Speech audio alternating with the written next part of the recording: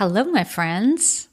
The winter holidays are solidly upon us, and I hope you are mostly enjoying, if not all out enjoying, the preparations and all of the festivities.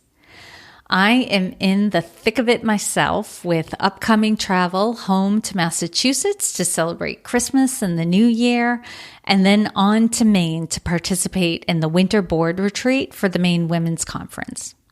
As recommended on this podcast, much needed time off to reconnect with loved ones and re-energize body, mind, and soul is about to commence. But while I'm away, I have some episodes lined up, starting with this one, that will replay previous episodes that are worth hearing again. These episodes were specifically curated for this time of year to support you to take some time away if you want it or need it, and to re-energize and reconnect with yourself. There will also be a brand new episode in the mix coming out just after the new year on the topic of post-pandemic fashion trends and getting in tune with looks that align with you and your body. I loved this conversation so much, and I think you will too. I'm already lining up interviews in the new year with some interesting women and more solo episodes on communication and setting expectations. So excited for that, and will be coming up soon. And as a reminder, I'm always game if you are interested in doing an on-air coaching call in 2023. Okay, without further ado, let's dive into the importance of taking time off. Too many of us are not taking time off, despite the added stress caused by the pandemic and the blurred lines between work and home. What if we shifted our perception of what it means to take time off? Instead of viewing downtime as laziness or failure, what if we saw time off as an investment in ourselves? It's about valuing yourself enough to make that investment in yourself and modeling that behavior for others. This episode is making the case for taking time off and why taking that much needed break will yield big returns. If you are new to the Women Taking the Lead podcast, hello and welcome. I'm Jody Flynn. I'm an executive leadership coach, speaker, and author. I am the current president of the board for the Maine Women's Conference. I have the privilege and joy to work with women leaders to hone the skills that allow them to grow into and then thrive in senior leadership. My specialization is working with women who are still stabilizing after their last promotion and those who are preparing for the next one. It is my belief that for more women to hold positions of senior leadership, there are changes at the individual and organizational level that need to occur. Not only do women need to be trained and coached on how to operate at these levels of leadership, organizations need to change their paradigm of how the work gets done and what supports are in place for leaders to do their job. If we are not already connected on LinkedIn, please send me an invitation to connect. You can find me directly at linkedin.com/in/Jody Flynn, or you can search for Jody Flynn on LinkedIn. I'm very active on that platform, so I should be at or near the top of the search results. Be sure to add a note to the invitation letting me know you're a listener of the podcast. I would love to connect with you and get to know you better. When was the last time you took a vacation and completely unplugged from work? Thanks to mobile technology, the internet, and a pandemic, more people are working remotely than ever before. When employees do take time off, they often find themselves checking work email, taking phone meetings, and doing research. And statistics are showing that employees who work for companies that offer unlimited time off take fewer days than those who have limited time off. It turns out giving employees carte blanche on time off was a failed experiment. Part of the hesitancy to take vacation is due to cultural norms. Some countries, the United States included, do not require employers to provide vacation benefits. Most companies in the U.S. will provide those benefits to be competitive in the marketplace, but you'll often find that they don't offer these benefits to freelance workers, part-time employees, and the like. Also, many first world countries have adopted a hustle culture. The image of the workaholic putting in long hours has become celebrated, while vacation shaming has become a thing. This is when coworkers are made to feel bad about, air quotes, burdening others while they take time away from work. You may even have had the experience of a coworker or manager questioning you about how you're going to use your time off in a way that signals to you that they are trying to find a justification for your time off, as if your PTO time is not your time to spend unless it's for something serious. There may even be more pressure put on leaders within companies with a hustle culture to limit their days off as a way to model expectations, when in fact, as a leader, you want to model how to take time away to recharge. I have a client who's a single mom, and her daughter was hospitalized a few months ago due to COVID, and she had to miss a couple of work meetings, which she communicated. Afterwards, her boss asked her if she had the bandwidth for her current role. It was shocking to her and to me, and she found herself in what little free time she had gathering data that made a case that she did have the bandwidth for her current role and was actually exceeding expectations. This in a company that publicly states that they value family. According to a Forbes article published in 2021, studies show overworking long days on a weekly basis makes us more stressed and less productive, while detaching from work makes us more energetic and resilient and boosts our productivity and the company's bottom line.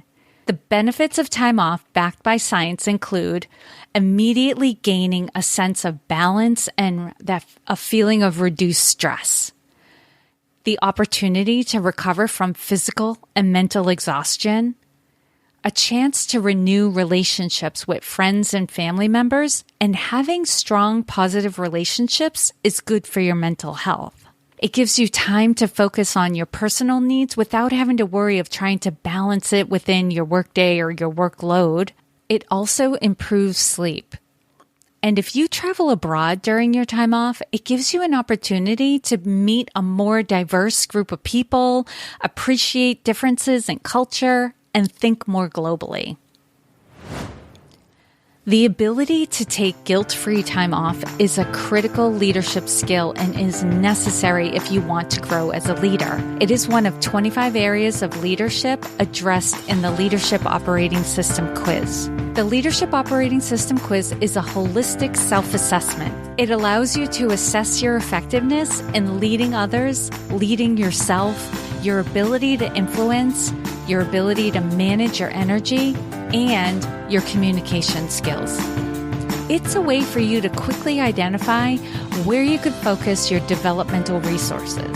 This quiz is also an acknowledgement that you're getting a lot of things right.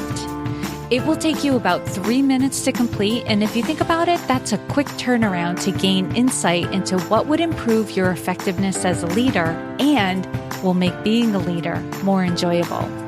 Go to womentakingthelead.com/quiz to find out more and to take the quiz. And this link is also in the show notes description. I really want to break down the guilt that comes when you consider doing something that is so good for you, like taking time off.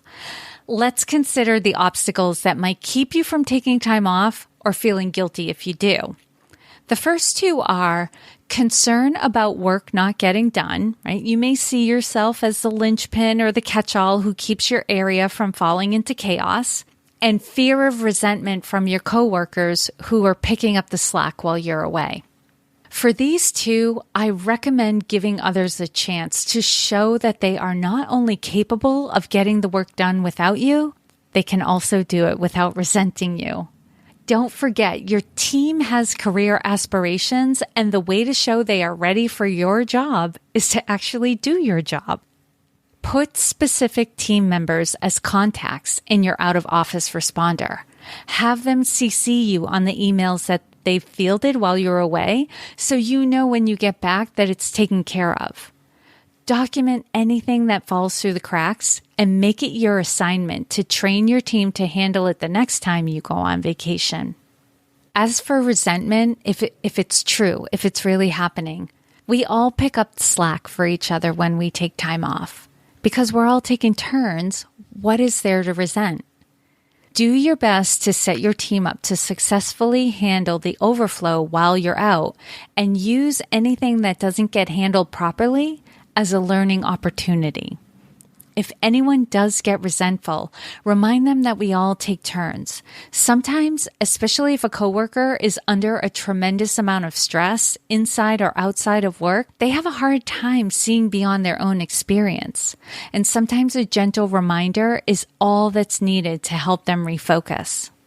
Also, sometimes people feel resentful if they haven't been set up for success. Make sure you're giving your team all the resources that they need and maybe another contact that they can go to for any questions so they feel comfortable handling your work while you're out.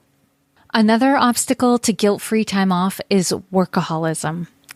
Workaholism is an attitude that satisfaction, fulfillment, and value come from relentless labor. Rather than being driven by how others perceive you, workaholism is driven by how you judge yourself. I was a bit of a workaholic, and I definitely considered how I was perceived by all my coworkers. So I had both going on. I had the internal pressure and the external pressure. As I was rising in the company, I had some of my team members say that though they wanted my job, should I get promoted, they did not want any expectations that they would work my hours should they get my position.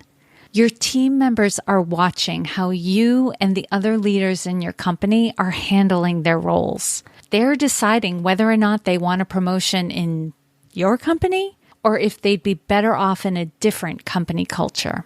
Even if they are not looking for that next promotion, they are thinking about whether or not they can have a life outside of work, time for family, friends, and other pursuits. You are taking time off for the good of the company and for the good of your team. If you think you might be a workaholic, I want you to consider the big picture. What does it mean to you to have a well-lived life? What are you missing out on when you are working those long hours, weeks, and months?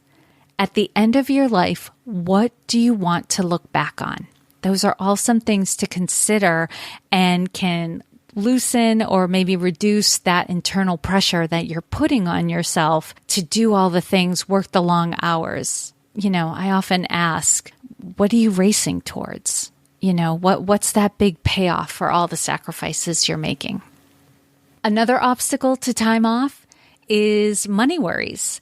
If money is tight or you hold a belief that a good vacation is really a really spendy vacation, you may find yourself procrastinating on making plans to take time off. Vacation doesn't have to be spendy. You might save up for a dream vacation, but every time you take time off doesn't have to cost a lot of money. Consider local options or lesser known vacation spots that may not demand the dollars the more popular destinations demand. Have you tried being a tourist in your own area? Or maybe getting away for a few days and spending the rest of the time at home, resting, reading, or indulging your hobbies. Try thinking outside the box and trying some new things with your time off. Scheduling hassles is another big one, another big obstacle to taking guilt-free time off. If you need to coordinate work and social calendars with others, it can make planning a trip more difficult. I have a client who is constantly challenged with taking time off with her husband because her work schedule requires advanced planning and his work calendar frequently has last-minute changes. And I'm currently planning a vacation that has my partner's son as a maybe because the summer practice schedule for football has not been released yet. The key to overcoming this obstacle is communication. Stay on the same page with all your people, set priorities, and then make the call. There may be no perfect time, but you can pick the best time for you and yours. On a brighter note, there was something positive I have experienced vicariously through one of my clients. About 15 months into the pandemic, her CEO mandated that everyone was to take a vacation of a duration no less than 2 weeks during the summer. The company was reporting high levels of risk for burnout among its employees. While my client works in the U.S., the company she works for is a global company headquartered in a country that mandates and takes pride in allowing people time to rest and rejuvenate. My client came back from that vacation smiling, excited, and ready to take on the next big challenges. And I'll tell you, there were many challenges ahead, but she was able to deal with them beautifully because she had the energy and the mental bandwidth to do so. Are you feeling ready for the challenges ahead? If not, it's time to take some time off and feel good about it. I'll wrap up this episode with wise words from Michelle Obama. One of the things I realized is that if you do not take control over your time and your life, other people will gobble it up. If you don't prioritize yourself, you constantly start falling lower and lower on your list. Stay at the top of your list. If you're interested in finding out more about my process, the cost of coaching, or how to ask your employer to pay for you to work with a coach, schedule a time to chat with me. And you can find a link in the episode description to get on my calendar. If you're listening on your phone, that will be in your podcast app. And if you're listening through the Women Taking the Lead website, the link will be toward the bottom of the episode webpage. There's also a link in there to access a checklist that will help you prepare to ask your company to sponsor you to work with a coach. And you can also find that at womentakingthelead.com/checklist. As always, I hope this was of value to you, and here's to your success.